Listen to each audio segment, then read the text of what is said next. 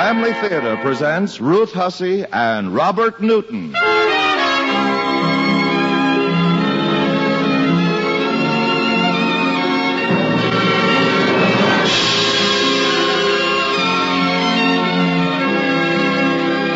From Hollywood, the Mutual Network, in cooperation with Family Theater, presents transcribed Namgay Doola, starring Robert Newton. To introduce the drama, here is your hostess, Ruth Hussey.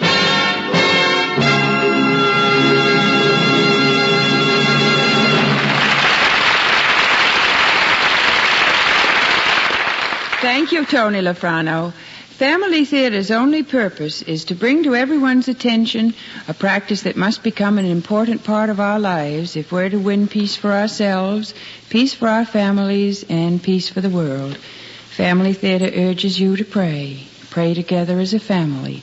And now to our drama, starring Robert Newton as Rudyard Kipling.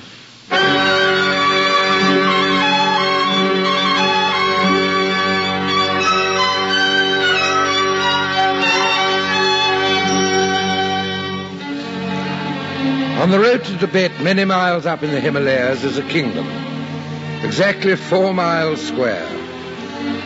The ruler of the kingdom was a man whose revenues were rather less than £400 a year, and these were expended in the maintenance of 1 elephant and a standing army of 5 men. This king, whose name does not matter, was a tributary to Her Majesty's Indian government, and I had set out from Simla town with my assistant, Mr. Leach, in response to the King's urgent request that a representative of the Crown visit him at once.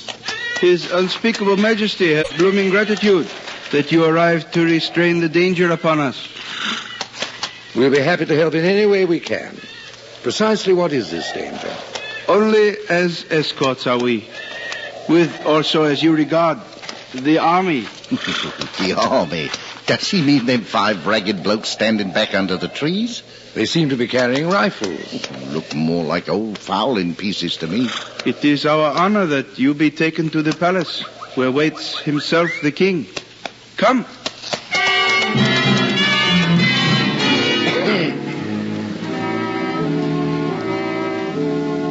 It is a great pleasure that you arrives. And how has your honored presence the felicity to be? We are both well, Your Majesty. And you? Since you have set your magnificent feet upon my kingdom, the crop will doubtless yield twice its average. Then things are going nicely. Things are miserable. In what way? One among my subjects, a man of many shortcomings, he has all but paralyzed the executive. One man is gumming up your old kingdom? One. What are this man's crimes, Raja Sahib? First, he is an outlander and no man of my own people. A man's birth is hardly a crime. Second, since my favor, I gave him land upon his first coming, he refuses to pay revenue. Ah. Yes. Am I not the lord of the earth above and below, entitled by right and custom to 1/8 of the crop? Yet this devil, establishing himself, refuses to pay a single tax. And he brings a poisonous spawn of babes. He has a large family? An immensity. And, Majesty, he worships strange gods. For that, Prime Minister, I have no concern. It is the rebellion that offends me. It is to be remembered also that he refuses the... Yes, the forced labor on the roads. And more, he stirs up my people to the like treason. Yet he is, when he wills, an expert log snatcher. There is none better or bolder among my people to clear a block of the river when the logs stick fast. The king has an army. Have them cast this man into jail. Well, I sent my army against him once, Sahib, when his excuses grew wearisome. Of their heads, he brake 3 across the top with a stick. What happened to the other 2? They ran away. Also, the guns would not shoot. Most embarrassing. But it is to be remembered that he is very expert log snatcher and a man of a merry face. What shall I do with him, Sahib? If it be the king's permission, I will not strike my tents until the 3rd day. And I will see this man. You have my leave.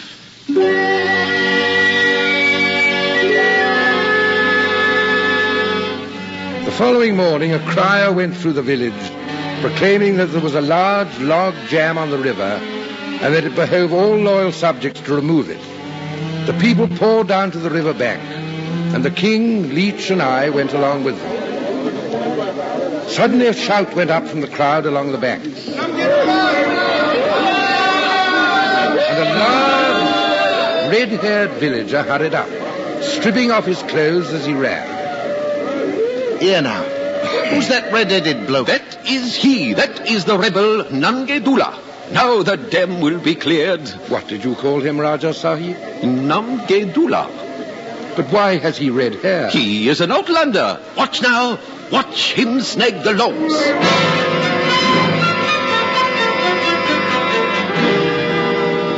Namgay Doola had scrambled out on the jam and was clawing out the butt of a log with a rude sort of boat hook. It slid forward slowly as an alligator moves. 3 or 4 others followed it, and the green water spouted through the gaps that they made. Then the villagers howled and shouted and scrambled across the logs, and the red head of Namgay Doola was chief among them all. Well, don't me bloomin' hat. Look at them logs start a-moving, will you now? Oh, did I not say he was expert? And he is the troublemaker you spoke of. One and the same. Surely he is a bold and worthy man among my logs. He is indeed. Look there now. He got the jam broke loose and he's dived underwater to keep free of the tree trunks. Watch, watch. In a minute he will pop to the surface by the bank, his red head flaming. By Jove, you're right. There he is.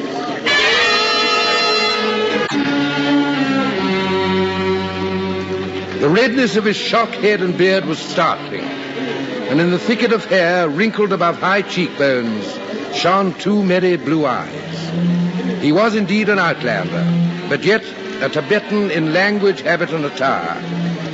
He spoke the Lepche dialect with an indescribable softening of the gutturals. It was not so much a lisp as an accent.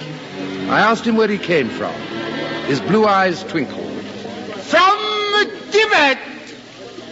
He pointed across the hills and grinned. That grin went straight to my heart. Mechanically, I put out my hand, and Namgay Doola shook it. No pure Tibetan would have understood the meaning of the gesture. Then he turned and went to look for his clothes. We watched him as he climbed back up to the village. Blimey. If there aren't something frightful familiar about that bloke. That's precisely how he struck me, Leech. Like a chap using his winning ways on you. Truly, Sahibs, he is a man of compelling spirit. But I know that before long there will be complaints of him in the court. Let us return to the palace to do justice.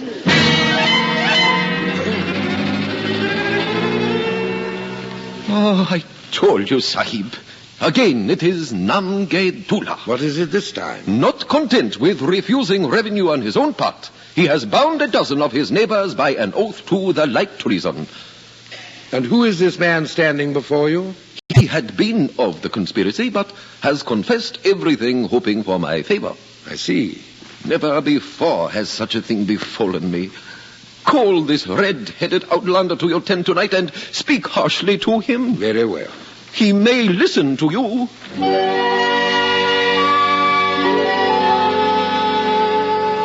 That evening, Namgay Doola came to my tent, and I made an attempt to lecture him.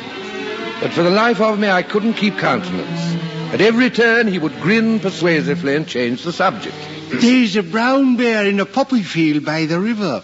Would Sahib care to shoot it? We are not here to speak of bears, but on the sin of conspiracy and the certainty of punishment. Oh, it is a big brown bear, Sahib, and slow.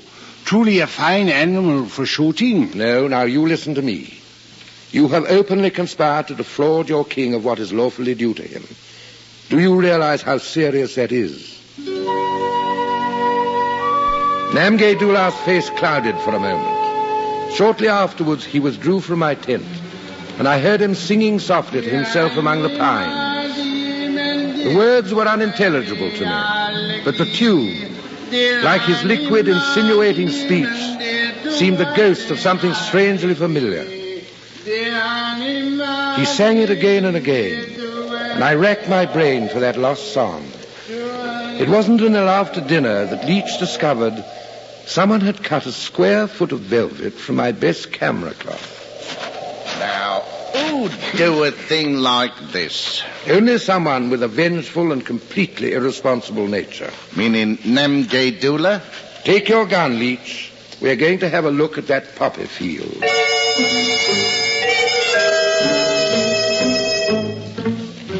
We started down the valley in hopes of encountering the brown bear. We could hear him grunting like a discontented pig in the poppy field. And we waited shoulder deep in the dew-dripping Indian corn to catch him after his meal. The moon was at full and due out of the rich scent of the tassel crop. And then in the distance, we heard an anguished bellow. Hello? What was that? It sounded like a young cow. I can't think what any blooming cow would have to howl about in this country. It's worth a bloke's life to touch one of the black crummies. Shh. Something's coming this way. I see him, sir. 2 shadows. Looks like a bear and a cub. Don't move, Leach. They'll pass very close to us. I got him in my sight, sir. Shall I? No. Look. Look at their heads. Hello? They got red hair. And they're wearing some kind of a mask. Let them go by. Well, Lyle, it was Namgay Doola and one of his brats. And did you notice, sir, the little one was trailing a kind of rope behind him? I did. And them blooming masks, shining like black velvet on their faces. Black velvet is exactly the word for it, Leach. Namgay Doola made those masks out of my camera cloth.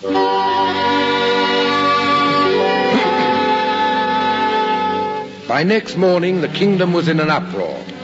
During the night, Namgay Doola had gone forth and cut off the tail of a cow belonging to the rabbit-faced villager who betrayed him. It was a sacrilege unspeakable against the holy cow. The state desired blood, but Namgay Doola had retreated into his hut, barricaded the doors and windows with big stones, and defied the world. The king ordered his army against the hut. There were difficulties. I didn't know Namgay Doola had a rifle, Your Majesty. He has indeed, Sahib. And it seems extremely well cared for. It is the only gun in the state that can shoot. Next year, I will certainly buy a little cannon. Tell me, is there a priest in the kingdom to whom he will listen? He worships his own god. We can starve him out. Look! Namgay Doola's making a sign for quiet from the window. What now is working in his evil brain? Let's hear what he has to say. Listen! Listen, all of you, to Namgay Doola! Let the white Sahib approach. All others I will kill. Send me the white Sahib. I think he means you, sir. I approached the door of Namgay Doola's hut. It was thrown open and I entered the smoky interior, crammed with children, and every child had red flaming hair. A raw cow's tail lay on the floor, and by its side 2 pieces of black velvet, my black velvet, rudely hacked into the semblance of a mask. Welcome, welcome. And what is this shame? Oh, there is no shame. I did but cut off the tail of that man's cow. He betrayed me. I was minded to shot him, Sahib, but not to death. Indeed, not to death. Only in the legs. And why at all? Since it is the custom to pay revenue to the king, why at all? By the God of my father, I cannot tell. And who was your father? The same that had this gun. Without relinquishing his hold on it, he showed me his weapon, a tar musket, bearing the date 1832 and the stamp of the Honorable East India Company. The gun was his. And your father's name? Timlay Doola. At the first, I being then a little child, it is in my mind that he wore a red coat. Of that I have no doubt. Repeat the name of your father 3 or 4 times. Timne Doola, Timne Doola, Timne Doola, Timne Doola! To this hour, I worship his God. May I see that God? In a little while, at twilight time. Do you remember anything of your father's speech? It is long ago. But there is one word which he said often. Thus. Shun! Then I and my brethren stood upon our feet, our hands to our sides. Thus. I see. And who was your mother? A woman of the hills. We being lepchas of Darjeeling. But me they call an outlander because my hair is... as you see. At this point, his wife, a Tibetan woman, touched him on the arm gently. The long parley outside had lasted far into the day. It was now close upon twilight, the hour of the Angelus. Very solemnly, the red-headed children rose from the floor and formed a semicircle. Namgay Doola lighted a little oil lamp and set it before a recess in the wall. Pulling aside a curtain of dirty cloth, he revealed a worn brass crucifix leaning against the helmet badge of a long-forgotten East India regiment. Then he turned and looked at me briefly. Thus did my father.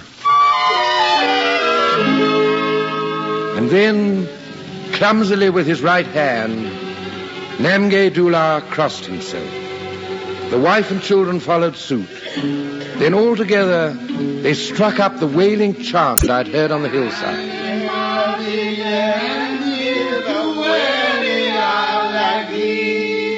And suddenly, I was puzzled no longer. Again and again they crooned it, as if their hearts would break. Their version of the chorus of the wearing of the green. They're hanging men and women too for the wearing of the green. A moment later, the ceremony was over. Namgay Doola drew the curtain across the recess. Thus my father sang. There was much more that I have forgotten, and I do not know the meaning of these words, but it may be that God will understand. It may indeed. That then is the substance. I am not of these people, and I will not pay revenue. And why? It would mean an end to all the fighting and clamor.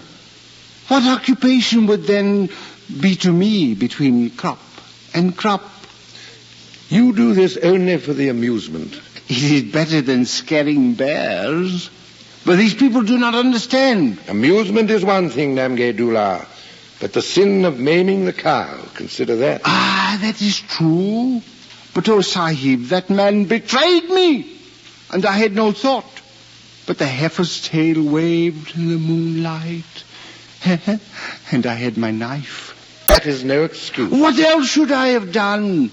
The tail came off before I was aware. Sahib, thou knowest more than I. That is true. Stay within the door. I'll go speak with the king.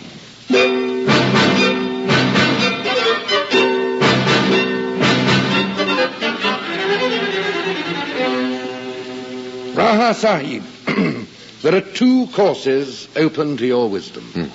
2 courses. You can either hang him from a tree, he and his brood, till there remains no hair that is red within the land.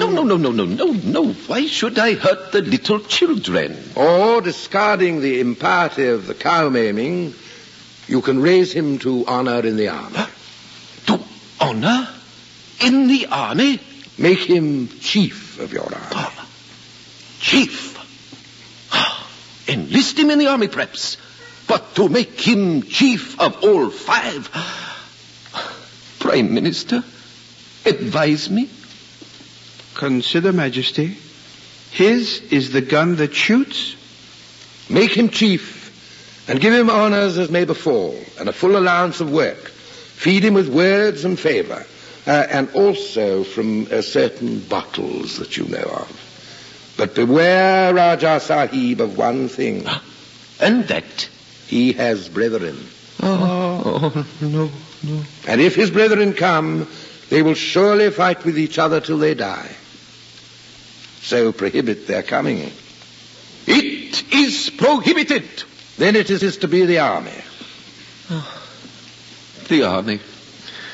You may announce it to him. Namgay Doola. Is it the white Sahib that calls? Come forth, Namgay Doola, and command the king's army. Your name shall no more be Namgay in the mouths of men, but Patsy Doola. For, as you have said, I know.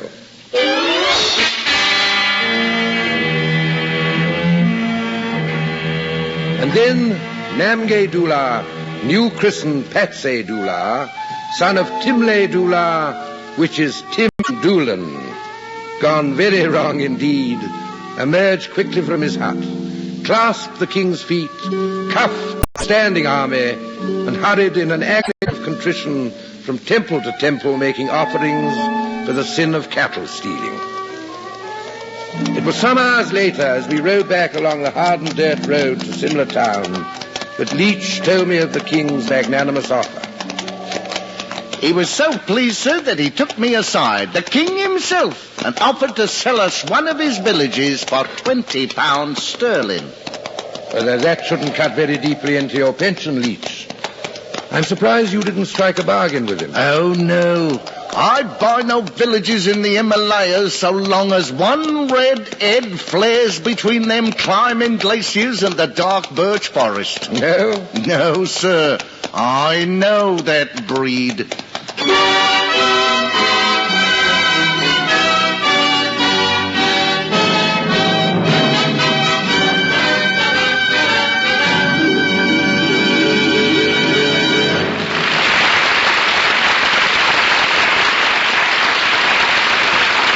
This is Ruth Hussey again.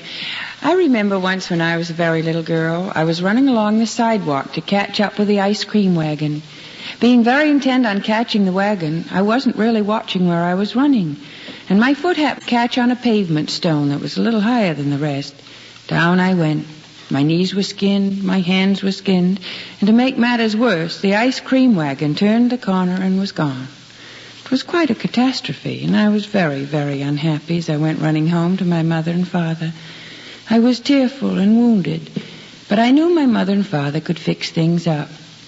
Every child has something like that happen, and most children know instinctively that mother and father are ready, willing, and in most cases able to remedy the situation. Why is it, then, that we sometimes forget what to do that when we grow up? Our Heavenly Father's always there, always ready to help us with our problems. And if we would only remember to take our problems to God, acknowledge our dependence on Him, and ask His help, our lives would be so much less complicated. Just a few minutes each day to ask for God's help and to thank Him for His blessings can be most fruitful. We do at my house. Every day we gather for the good old custom of family prayer. We find it very beneficial. And then, too, the family that prays together stays together. More things are wrought by prayer than this world dreams of.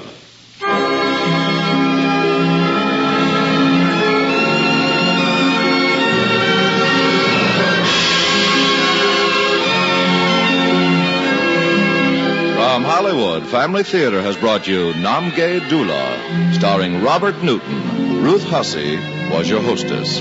Others in our cast were Jay Novello, Bill Woodson, Jack Crucian, and Tudor Owen. This adaptation of Namgay Doola by John T. Kelly was performed with the permission of the estate of Rudyard Kipling through the cooperation of Doubleday and Company.